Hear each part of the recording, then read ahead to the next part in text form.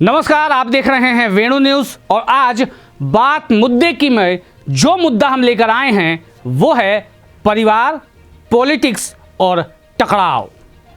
करेंगे विस्तार से बातचीत इसी प्रोग्राम में।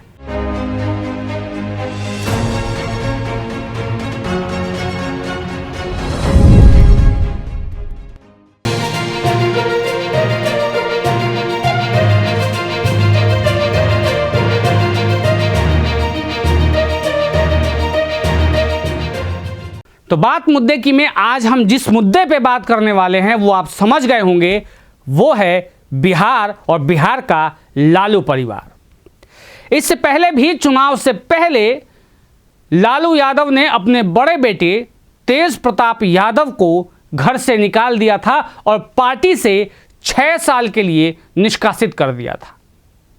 ये घटना एक भूचाल की तरह से बिहार में आई तो थी, लेकिन परिवार और कार्यकर्ताओं ने मिलकर संभाल लिया था।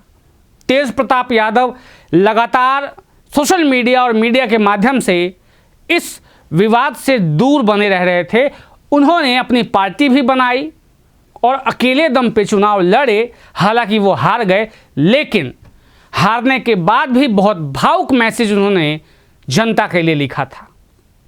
उसके बाद यही परिवार फिर से मुद्दे में आया और बेटी रोहिणी, जिसने लालू प्रसाद यादव को अपनी किडनी डोनेट की थी, उस बेटी का एक वीडियो आता है। उससे पहले एक ट्वीट आता है, ट्वीट के बाद मीडिया में वो अपना बयान रखती हैं और बयान ऐसा कि वो कहती हैं कि मुझे चप्पल से मारने की बात आई। और इस तरीके से जो आरोप वो लगाती हैं परिवार पे, यानी आप सोचिए परिवार कौन, अब लालू प्रसाद यादव 70 साल के हैं, उनके बस का कुछ भी नहीं है, वो अब हाशिए पे हैं। राबड़ी चूंकि लालू प्रसाद के साथ वो भी हाशिए पे हो गई हैं। अब घर का मुखिया तेजस्वी यादव है और एक और नाम आया जिसका जिक्र रोहिणी ने किया था। ये सब लोग मिलकर परिवार चला रहे हैं, पार्टी भी।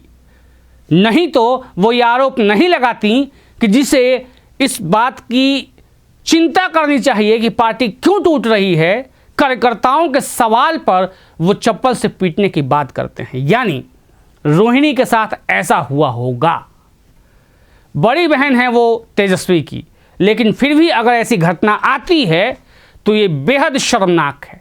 हालांकि इसमें आश्चर्य वाली कोई बात नहीं। इससे पहले भी इसी परिवार ने अपनी बड़ी बहू यानी तेज प्रताप यादव की पहली पत्नी के साथ दुर्व्यवहार करके, मारपीट करके घर से भगाया था। अब सेम लगभग वही काम रोहिणी के साथ किया गया है और रोहिणी के साथ इस तरीके का जो व्यवहार किया गया है, उसके बाद और भी बेटियां वहां से चली गई हैं। और रोहिणी ने जाते जाते ये लिखा कि मैं अनाथ हो गई, मेरा मायका मुझसे छुड़ा दिया गया। ये एक महिला के लिए बहुत दर्द वाली बात है, बहुत पीड़ा वाली बात है। लेकिन राजनीति ऐसी चीज़ है कि 2 मिनट में इन सब चीज़ों को झूठा ठहरा देती है। और अभी ट्रेंड ये है कि जो भी ये लिख रहे हैं कि रोहिणी के साथ गलत हुआ, उसके अगेंस्ट में पार्टी के कार्यकर्ता खड़े हो जाते हैं कि रोहिणी ही गलत थी, इसने किडनी इसलिए डोनेट किया था ताकि इसको टिकट चाहिए था। अरे चंपू, अगर उसको टिकट ही चाहिए होता था तो फिर वो किडनी क्यों डोनेट करती? वो तो ऐसे भी मिल जाता, क्योंकि ये तो पहले ही परिवार की पार्टी है। बेटा है ही, दूसरा बेटा था ही और बेटी है ही। जो बीवी हैं वो अनपढ़ होने के बाद भी मुख्यमंत्री रही ही। तो समस्या कहाँ है?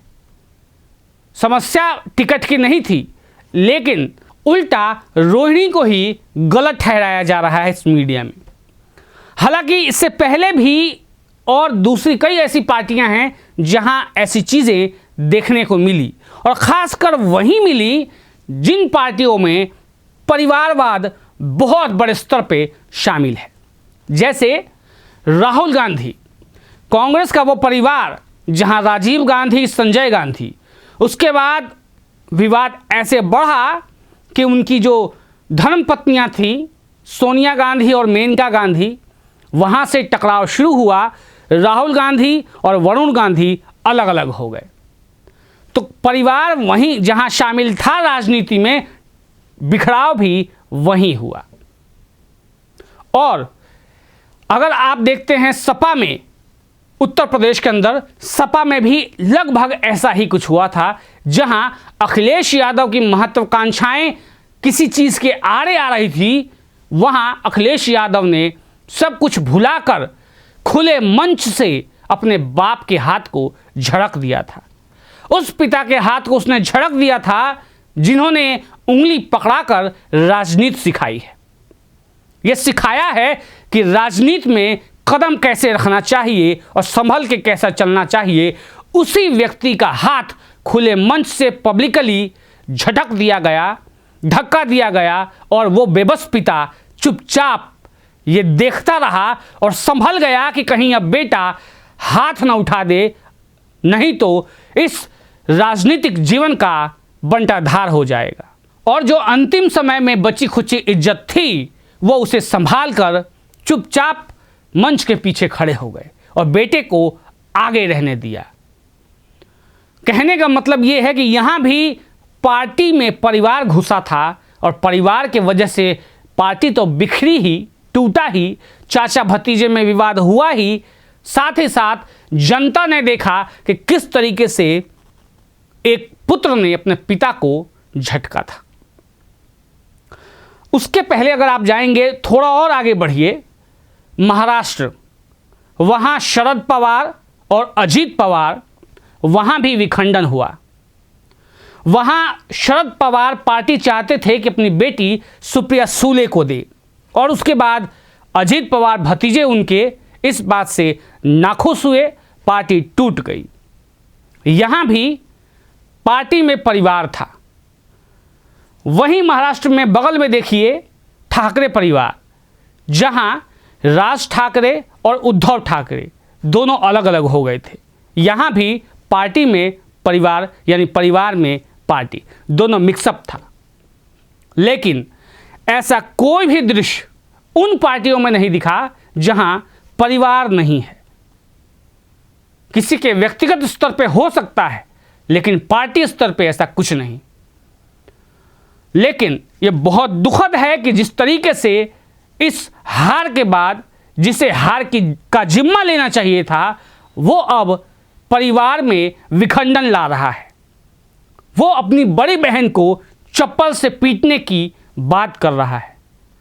और सबसे बड़ी बात यह है कि वो व्यक्ति उस घर में घुसा हुआ है जो उस पार्टी से, उस घर से, उस परिवार से कोई बहुत ज़्यादा लगाव नहीं रखता। अगर ऐसा नहीं था तो पार्टी टूट टूट कर ऐसे बिखर न जाती। और इस घटना के सामने आने के बाद तेज प्रताप यादव बहुत ही गुस्से में आ गए और उन्होंने कहा कि अगर दीदी के साथ ऐसा कुछ हुआ तो सुदर्शन चक्र चलेगा। इतना ही नहीं, उन्होंने सोशल मीडिया पे ये लिख दिया कि लालू यादव जी, मेरे पिताजी और पार्टी के राष्ट्रीय अध्यक्ष जी, आपसे निवेदन करूंगा कि आप एक इशारा कीजिए, ऐसे जयचंदों को मिट्टी में गाड़ने का काम कार्यकर्ता कर देंगे। मतलब आप सोचिए कि परिवार में किस स्तर पे विखराव है। यह विखंडन का वो स्टेज है जो इन्हें 25 सीट तक लाके खड़ा कर देता है। लेकिन फिर भी परिवार से कोई सामने आकर इस बात को स्वीकार नहीं रहा और इस बात के लिए कोई बयान नहीं दे रहा।